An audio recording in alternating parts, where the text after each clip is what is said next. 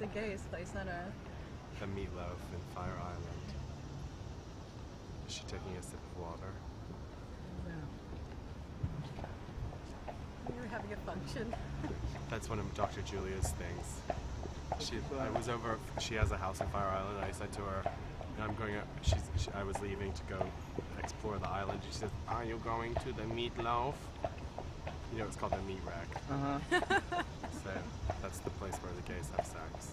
So she's like a professor of mathematics? Not anymore. Not a practicing professor. She's in retirement. So she's spending all of her time now just out on Fire Island,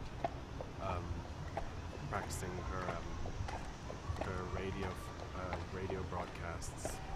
She has a whole ham radio set up in her apartment. Yeah, and she it's has like huge antennas as high as that tree. It's really substantial. Like 40-foot And she'll antennas. just do it all night, and then she'll wake Like up in the picking middle up of the other night. people, or actually communicating? Communicating with people from all over the world. Mostly Australia, from what I gather. Although she's been getting some Europeans too, and some other, I think some South Americans in the mix recently.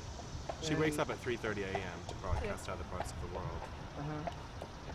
Wow. Basically just saying hello and, you know, how amazing that I can pick up your airwave, and your airwave is very strong today, and see you tomorrow. And if they don't answer tomorrow, she'll call them on the phone and just ask them why they're not by their station.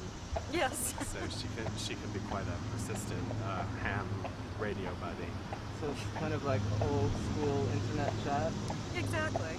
I think it sends her into a reverie because it was something that she used to do as a child. You know, it's something that she was into in the 50s. And so, you know, she goes into a kind of a trance with it. Yeah. Yeah, I always wanted to take samples from it and make music because it's really relaxing to listen to the thing. It's just this fading in and out of static and buzzing, and then some weird voice or foreign language just saying something like poetry or about the weather. It is kind of entrancing in a weird way. Does she ever meet these people in person, or it's strictly Anonymous. So I think technically the reason that the thing is still up is that it's an emergency broadcast, like in very remote areas, or if there's a big disaster. I think a lot of the people that do it are older. You know, it's sort of I think it's a lot of older gentlemen. Is there any romantic stuff going on? I would hope so, but I Julia's- don't think so. Julia's too busy with her blonde trannies to get involved with Very old men true. on the radio. Yeah. What blonde trannies? Oh, she's always romantic obsessed with one blonde tranny or another. She seems to have a whole family unit out there now. She told me she doesn't want to be in Manhattan anymore, that she wants to like have all of her people out there, and This is Far it's like Island. there are kids and grandkids and men and women Far of Island.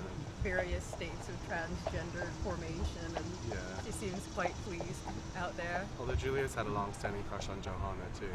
Tell them what Julia. I how don't did know Julia if I'd de- call it a long-standing crush. Tell them what Julia. How did Julia describe you to your mother a couple of days ago?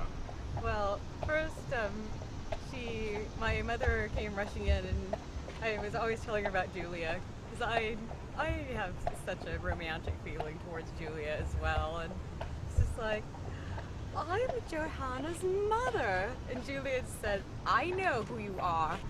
It just continued to have her eyeshadow applied. I kept like ranting at her, going, oh, Johanna talks about you so much, and she's so happy that you're in her life, and blah, blah, blah. But then she just walked out and talked to my mother for an hour, and my mother was kind of like, well, what did you guys talk about? It's like, Julia told me that you are so beautiful, it scares her. It's like, that's so nice. What a nice compliment. I was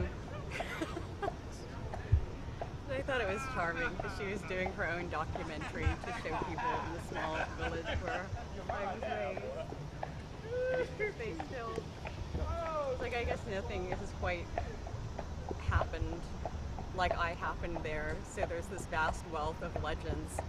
And she kept telling me how frightened she was when like this or that, like grandiose, appalling, like gothic shenanigan manifested itself, and it's all things that are just so over the top. I mean, it's a complete legend. So she was photographing like the pattern of my stocking, my shoes, the back of my hair, like Julia's suit, all these weird things. It's like, what are you doing? It's like, I'm trying to explain you to the people in the town because they can't figure out what you are or what you look like from these pictures. They just have no reference point for it. And Julia's definitely that. There's no way to reference what she is. It's like nothing looks quite like her. Who met Julia first? My friend Chloe was giving Julia English lessons, so I met her through a friend of mine. Is Chloe from the band? Yeah, from Transistors. Yeah. And then I sort of invited her to perform in some of our early plays, and then I befriended her myself, and then we sort of developed our own rapport. She's a funny one, that Julia. Very She's mysterious. Definitely a great beauty of the age. Yeah. How old is she? She's like 58, Yeah. Wow. 57. Oh my word. Yeah, we realized she's a couple of years older than my mom. Were you there when they Right. made that realization? Right. That was great. She just looked at my mom and said, "I'm sorry." I love her style. Oh God. Her suits, and Yeah, her- eyeshadow, and Yeah, she's good. Mm-hmm.